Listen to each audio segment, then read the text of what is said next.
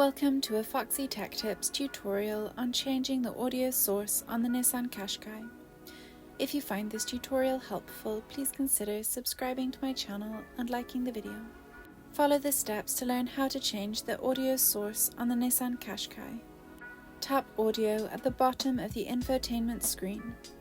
You can also press the audio button to the left of the screen. Tap Source in the top left corner. Here you can choose between multiple audio sources. Tap on a source to change it. You can also change the more popular sources at the bottom of the audio screen. And that draws an end to this tutorial.